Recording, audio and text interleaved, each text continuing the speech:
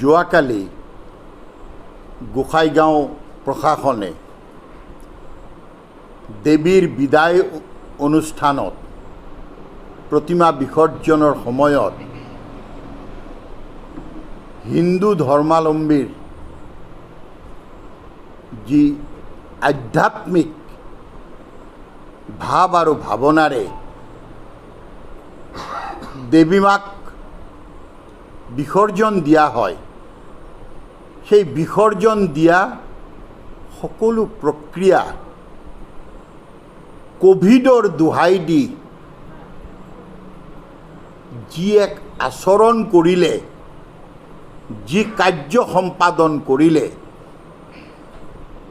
হিন্দু আৰু হিন্দুত্ববাদৰ নামত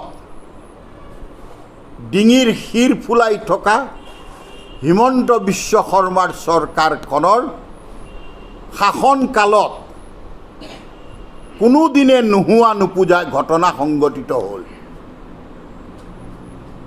এই ঘটনা নিন্দনীয়ই নহয়, আমাৰ অনুভূতিত আঘাত হানিছে। দেৱীক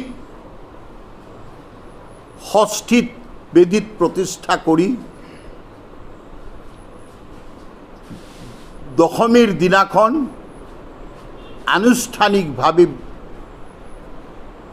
পূজা অৰ্চনাৰ মাজেৰে বিদায় দিয়াৰ পিছত অনুগামী তথা ভক্তসকলে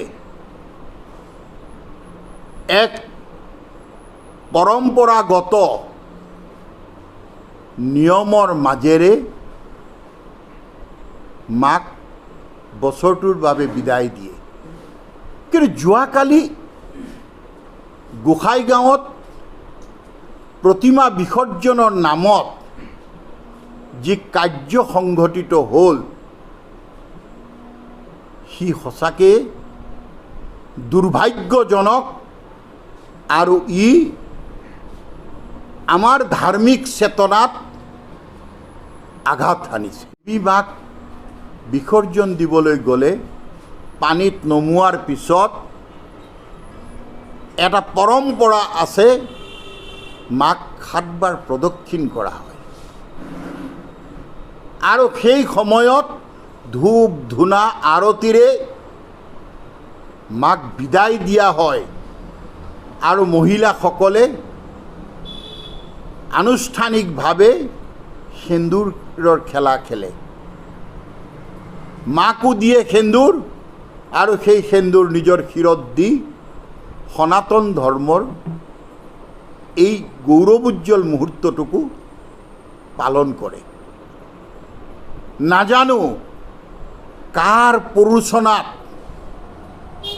যোৱাকালি গোসাইগাঁও প্ৰশাসনে মহিলাসকলক অপমান কৰি চৰকাৰীভাৱে নিযুক্ত কৰা মানুহৰ দ্বাৰা বিসৰ্জন দিয়ালে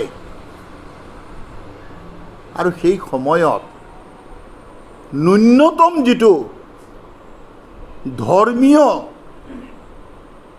ৰীতি নীতি, আমি কেতিয়াও জোতা পিন্ধি দেৱীক বিসৰ্জন নিদিওঁ।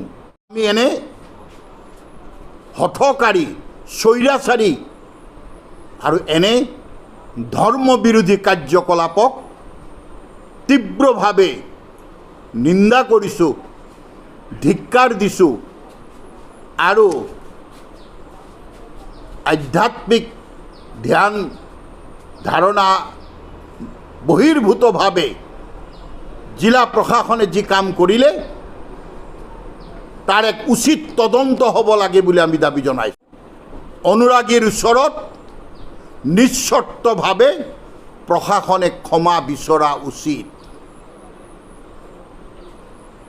ঘটনা সংঘটিত হোৱাৰ কেইবা ঘণ্টাও পাৰ হৈ গ'ল, কিন্তু চৰকাৰী পক্ষই এতিয়ালৈকে আনুষ্ঠানিকভাৱে কোনো বক্তব্য ৰখা নাই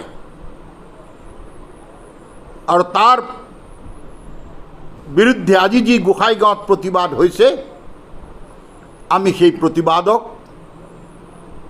নৈতিকভাৱে সমৰ্থন আগবঢ়াইছোঁ।